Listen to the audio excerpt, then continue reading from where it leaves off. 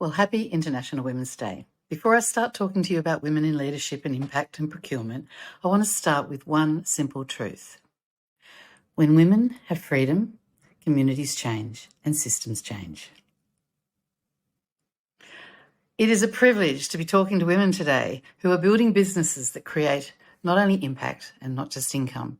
International Women's Day is about a moment to celebrate our progress, but it's also a really important moment to ask a deeper question. What happens when women lead differently? I spent the early part of my career in a traditional business where profit was always the first measure of success. And I remember a moment that shaped how I feel about leadership today. When Sunday trading came into Australia, I'm showing my age, but I was a senior executive for a large retail chain at the time, and the instruction from above was blunt. Anyone who would not work on a Sunday would lose their job. Many of the employees that were affected were women and children, and Sunday was the one day of the week that they had with their families.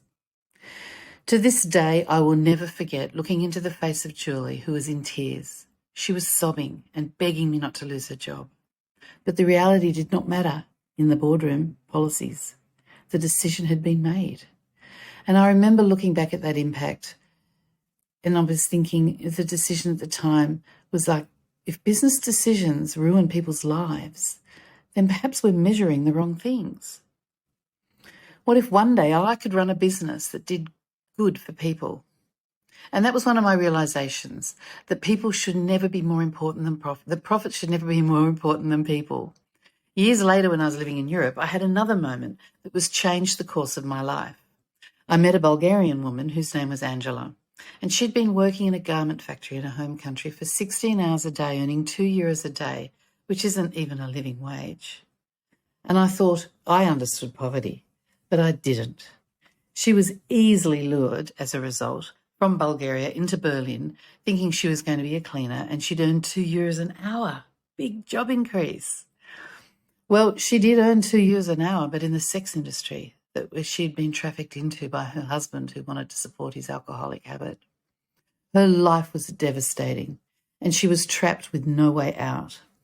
At the end of the conversation, she asked me one simple question. Will you help us let others know? It wasn't, will you give me money or give us money or will you rescue us? She was actually asking for something much deeper. She was asking for a voice. She wanted her situation known so it would not happen to others. But that conversation really crystallized something for me, and that is that economic equity is not about handouts. It's about creating systems where people have agency, fair wages, and dignity in their work.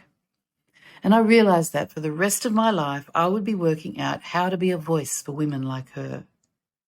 Not speaking for them, but amplifying what they are already saying.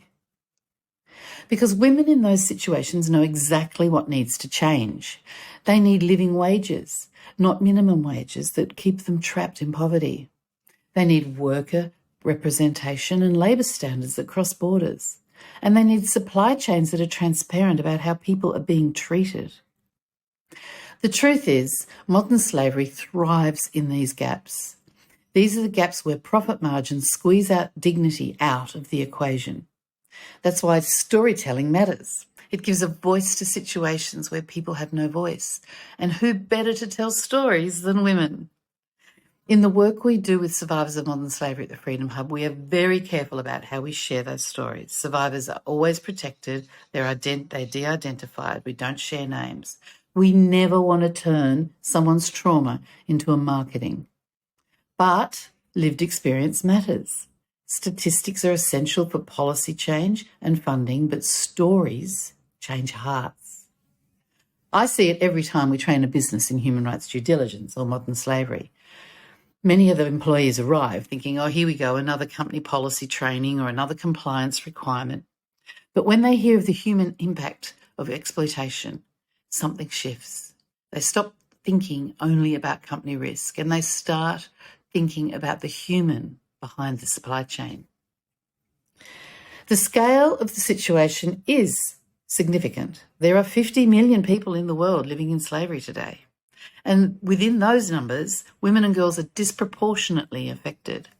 The latest estimates show that 26 million women and girls are living without freedom.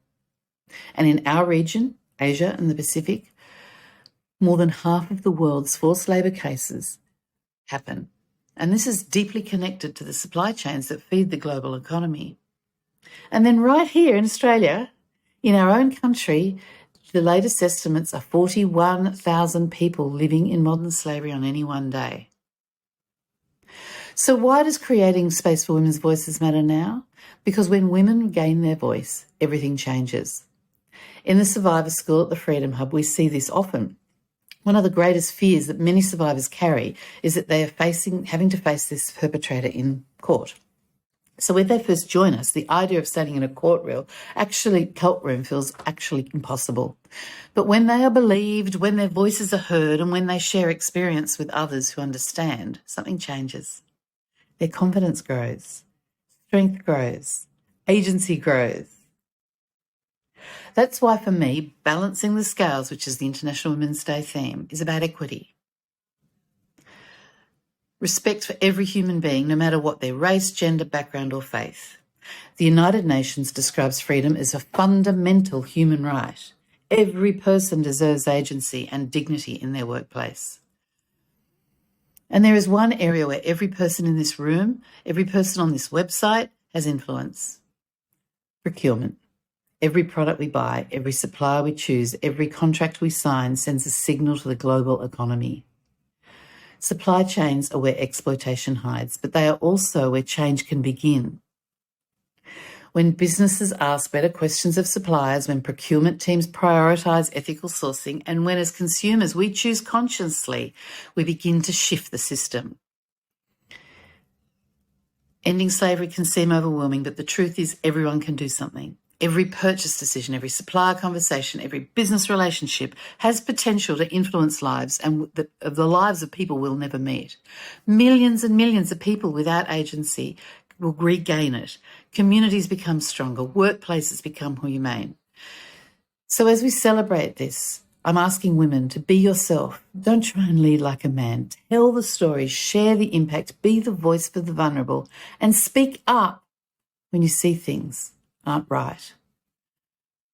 The qualities that women bring to leadership of care, collaboration, courage and community, they're not weaknesses. They're exactly what the world needs right now to help create more women like Angela. When they ask, will you help us? We can finally give them dignity and the freedom that they deserve.